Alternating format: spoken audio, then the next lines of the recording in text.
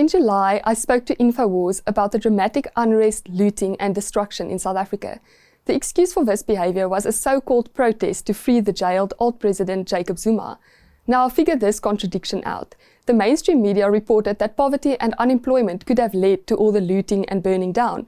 But the looters did this for a man who has 18 charges of corruption against him, including more than 700 counts of fraud and money laundering. A man who built himself a castle called Nkandla, abounding around 3 billion rands, while the economy worsened and worsened under his governance. There is daily unrest in South Africa, usually because the people are dissatisfied with the pathetic service delivery under the ANC government. But can you guess what they do then? They worsen any possibility of service delivery as they burn tyres in the streets, throw rubbish bins over, and loot small businesses. Students will demand free tertiary studies, and during the protest thereof, they will sabotage the university, where they cause damage abounding to the millions needed to move any closer to providing cheaper tertiary education. To be honest, I didn't feel like making a video about this, because these contradictory events happen daily in South Africa, and I find it hard to believe that there are folks out there who are uninformed about this. But then I hear the shocking news.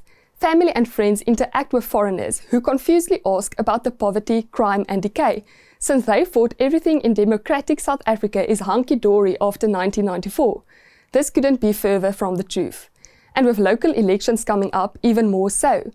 Examples of this are countless, so I will enlighten you on a few which touches me deeply. Last year, October, there was a protest against farm attacks after yet another brutal farm murder on an innocent 21-year-old guy. In 2020, there was a total of 450 farm attacks.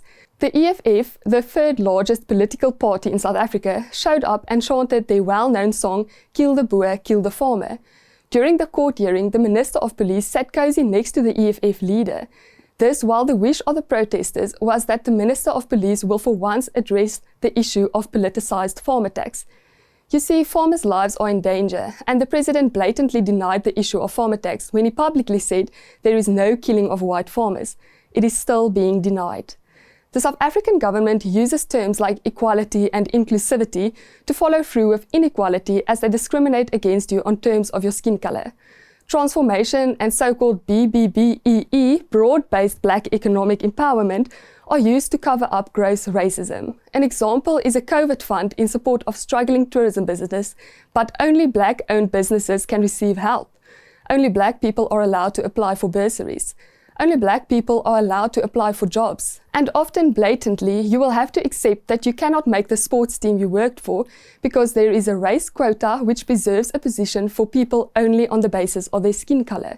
So yes, the ANC has ruled for 27 years, where only people of colour can receive certain benefits. Still, I, a 24-year-old, must constantly defend myself as not being white privilege. Tell me how this is a privilege. I can't go study medicine because I need at least a 90% average on my school report. But another applicant can study medicine with only a 60% average on their school report as long as their skin colour is dark enough. It is so contradictory that supporters of large political parties chant that all white people should be chased in the sea, but these same people demand that white people give up their private businesses, employ black people and continue to be part of the 8% population which actually pays income tax. Another terrible contradiction. South Africans shout for so-called inclusivity at universities, but at the same time demand that one of the official languages, Afrikaans, be removed. This is busy happening at all the universities in South Africa, even though it was built before 1994 under an Afrikaans government. A very personal and worrying example happened very recently. While the ANC government makes the best promises before the elections, after 27 years of delivering nothing, there were areas in South Africa without one drop of water for more than a week. This is due to so much corruption and stealing in the local municipalities that they owe millions of rands to the water suppliers who then stopped providing water. The rich politicians who stole all the money don't care that thousands of people go thirsty because they can afford to buy water elsewhere. But the people who can't afford it then walk to my fiancé's family's farm to break the pipes that provide water to the cattle. The next day, they walked kilometers and kilometers with wheelbarrows and buckets to come and beg for water. My fiancé's family tried to help a few people, but they couldn't help thousands of people. These people go thirsty. If the water supply wasn't switched on in time, of course the begging would have turned into violence. The irony is that an Afrikaner civil rights organisation, AfriForum, fought in court to ensure that the people without water, mostly non-Afrikaners, have access to water immediately. This while many people criticise AfriForum for being a racist organisation. Another core problem comes to mind. Only a handful of people actually pay their water bills, or anything for that matter, as the unemployment rate in South Africa is more than 30%. Around 20 million people receive a social grant. Socialism is ugly, especially when there is no capitalism to keep funding socialism.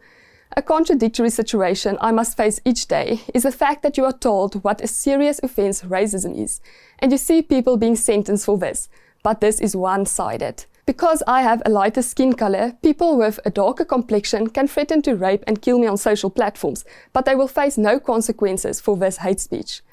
The decay, crime, economic inequality, etc. are always blamed on apartheid. There were some wrongs in the past, yes, but does that rectify the wrongs of today? When will the anti-apartheid activists start waving their flags to fight for equality and freedom in the 21st century? Those so-called activists are just as contradictory as the South African system. Or are they just too ashamed to admit that their fighting only turned past injustices around and caused reversed apartheid today?